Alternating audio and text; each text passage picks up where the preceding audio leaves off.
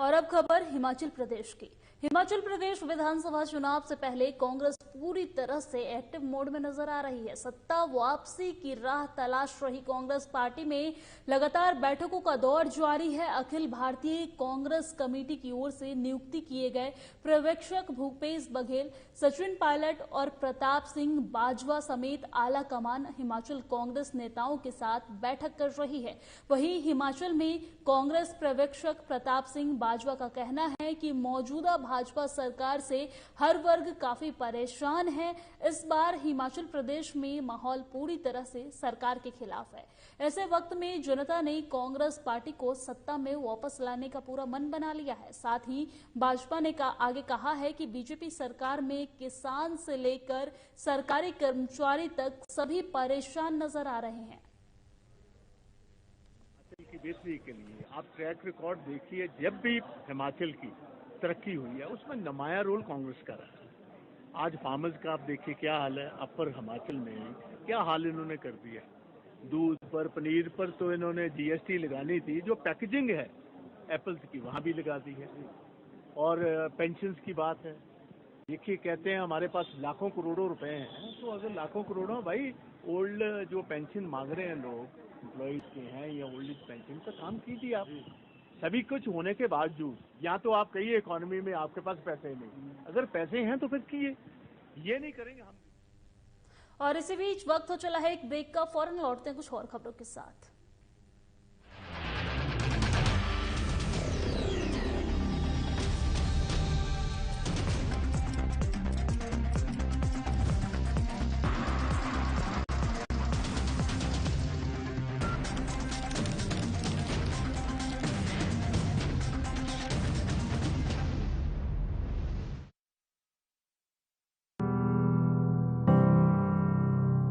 Double engine की सरकार ने काम किया है। पहले खाना बनाने के लिए लकड़ी के इंतजाम में हमारी बहनों का बहुत समय बीत जाता था। आज घर घर गैस सिलेंडर पहुंचा है।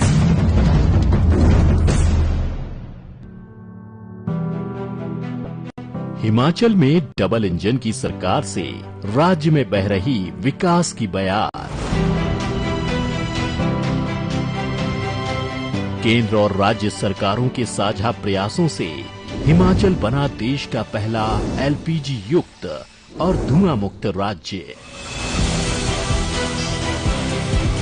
प्रधानमंत्री नरेंद्र मोदी की प्रेरणा और मुख्यमंत्री जयराम ठाकुर के संवेदनशील नेतृत्व का नतीजा है कि हिमाचल की महिलाओं के जीवन स्तर में बड़ा सुधार आया है। पहले माता बहनों को जंगल से लकड़ी लाकर चूल्हे पर खाना बनाने में बड़ी मुश्किलों का सामना करना पड़ता था। चूल्हे का धुआं कई बीमारियों का कारण बनता था, लेकिन अब हिमाचल में हर घर की रसोई उज्ज्वला और मुख्यमंत्री गृहिणी योजना से जगमग है। सर, एक तो लकड़ियाँ नहीं मिलती हमारे यहाँ, दूर से लकड़ी लानी पड़ती थी, फिर चूल्हा जलाना पड़ता जिसमें धुआं बहुत ज्यादा उठता है, जिससे कि हमें सांस लेने में भी दिक्कत होती है। मुख्यमंत्री गृहिणी योजना कहते जो स्कीम चलाई हुई है, इससे महिलाओं को बहुत की बीमारियों से भी दूर रही है और खाना बनाने में भी उन्हें बहुत सहायता मिली है। राज्य के धुआं मुक्त होने से महिलाओं को स्वास्थ्य पर धुएं के विपरीत प्रभाव से मुक्ति मिली है। राज्य में जब प्रधानमंत्री उज्ज्वला शुरू हुई थी, तब कुछ परिवार इस योजना के दायरे में नहीं आए थे। ऐसे ही परिवारों को राहत देने के लिए जयराम सरकार ने 26 मई 2018 को मुख्यमंत्री गृहिणी सुविधा योजना शुरू की थी। इन योजनाओं के तहत जिन परिवारों के पास गैस कनेक्शन नहीं थे, उन्हें एलपीजी कनेक्शन निःशुल्क मुहैया कराए जा रहे हैं। मुख्यमंत्री गृहिणी योजना, इससे हमें बहुत फायदा हुआ है। पहले जो है हम सर हीटर पे खाना बनाते थे, तो उससे बिजली का बिल बहुत ज्यादा आता था। इससे हमारे जीवन में बहुत ज्यादा बदलाव आया है, जैसे कि हम आसानी से खाना बना सकते हैं। हम मुख्यमंत्री जी का बहुत बहुत धन्यवाद करते हैं, जिन्होंने की महिलाओं के बारे में इतना कुछ सोचा। देवभूमि को धुआं मुक्त बनाने के लिए केंद्र और राज्य सरकार की ओर से 151 करोड़ रुपए से अधिक की धनराशि खर्च की गई है।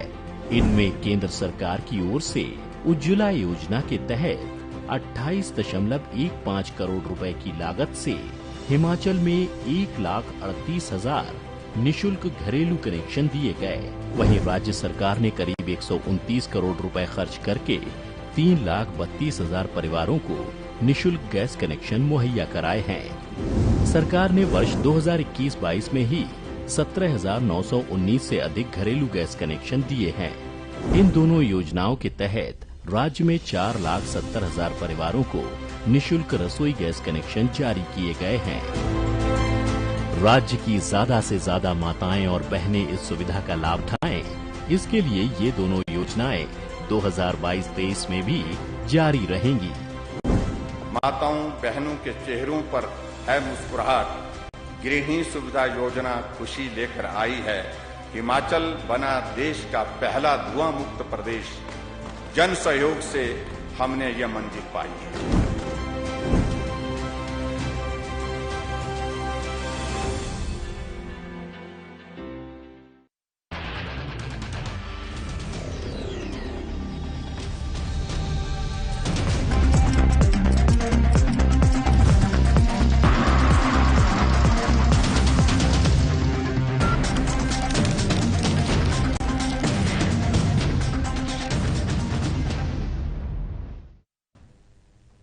ब्रेक के बाद बहुत बहुत स्वागत है आपका। खबरों में आगे बढ़ते हैं। हिमाचल जन क्रांति पार्टी की आज बैठक हुई है, जिसमें प्रदेश उपाध्यक्ष महेश सैनी ने कहा है कि हिमाचल प्रदेश के लोगों को फिलहाल ऐसी सरकार की जरूरत है जो स्थानीय मुद्दों को भली भांति जानती हो। आज तक जो भी सरकारें चली वो दिल्ली से चलती है, जो कभी भी हमारे दुख दर्द को नहीं जान सकती है। सैनी ने आगे कहा है कि हिमाचल जन क्रांति पार्टी प्रदेश के सभी 68 विधानसभा क्षेत्रों में अपनी प्रत्याशी उतारकर चुनाव लड़ेगी। वहीं हिमाचल जन क्रांति पार्टी इस बार 50% युवाओं को टिकट देगी। ये टिकट आम युवा को मिलेगा, अन्य पार्टियों की तरह किसी चर्चित चेहरे को नहीं मिलेगा।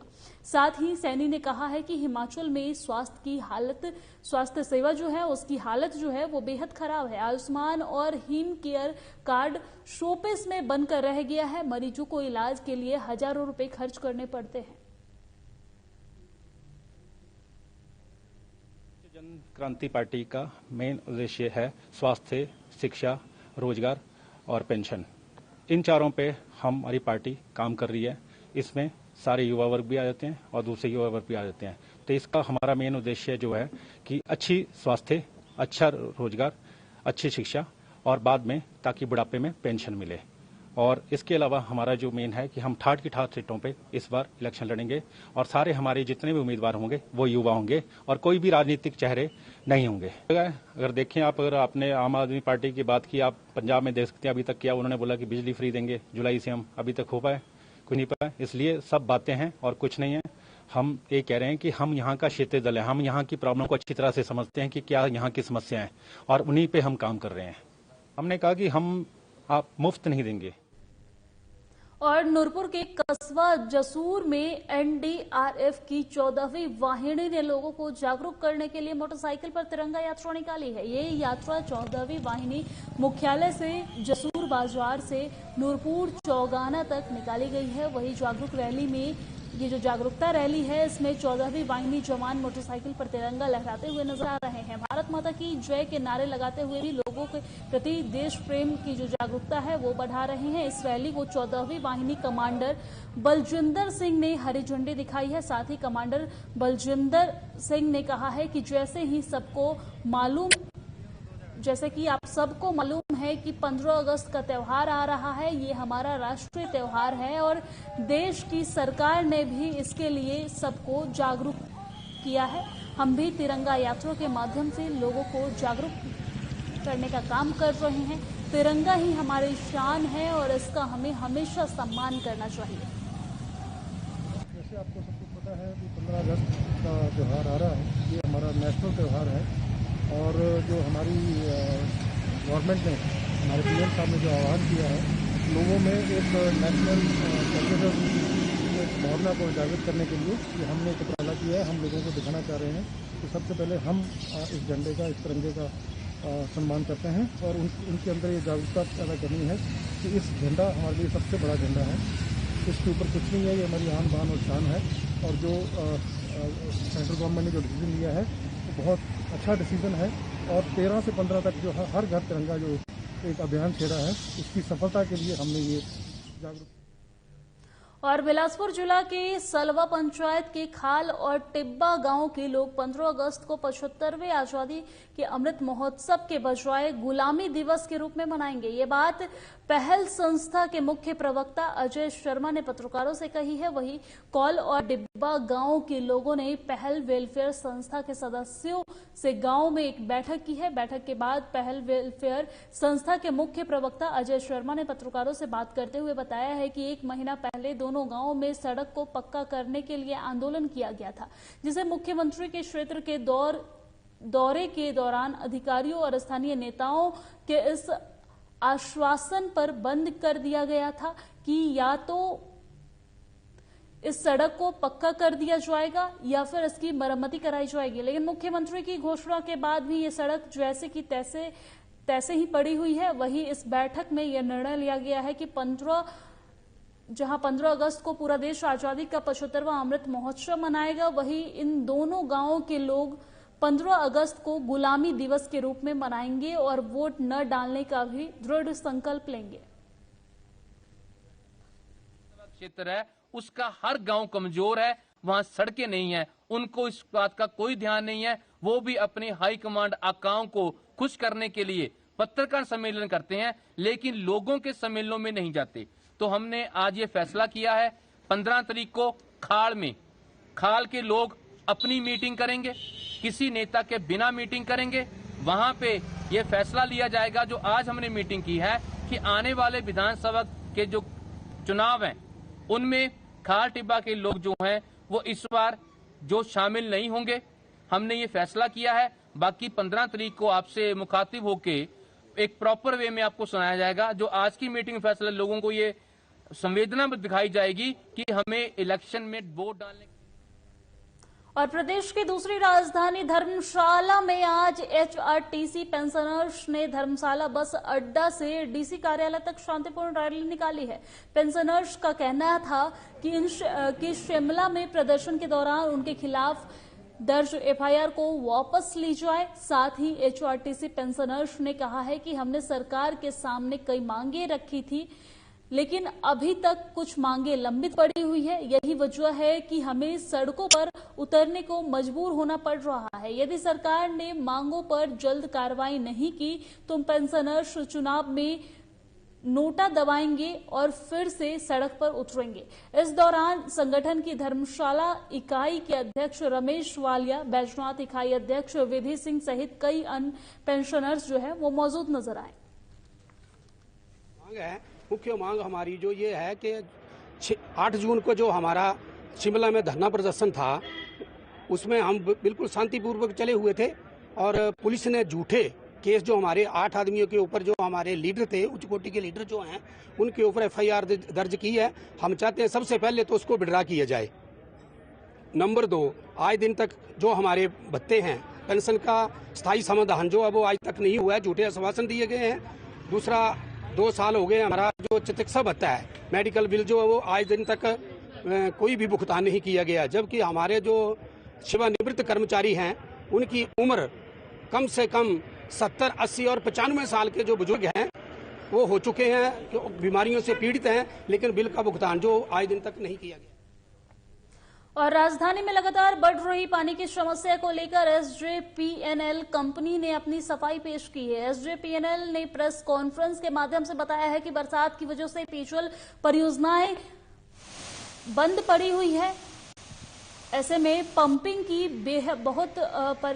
में बहुत परेशानी आ रही है। भारी बारिश की वजह से गाद बहुत ज्यादा आ रही है, जिस कारण सही तरीके से पंपिंग नहीं हो पा रही है। आपको बता दें कि गिरी पेयजल परियोजना से 18 MLD पानी शहर को मिलता है, लेकिन पिछले 15 दिनों से इस परियोजना से पानी सप्लाई नहीं हो पा रही है। वही कंपनी दावा कर रही है कि जरूरत को मद्देनजर रखते हुए काम किया जा रहा है। खराब हो रही मशीनों को बदला गया है ताकि पंपिंग लगातार होती रहे। वहीं टुट्टू क्षेत्र में 7 दिन बाद मिल रही पानी सप्लाई को लेकर SJPNL का कहना है कि उस क्षेत्र में वितरण को लेकर परेशानी हो रही है, क्योंकि पानी कम होने के कारण प्रेशर नहीं बन पा रही है।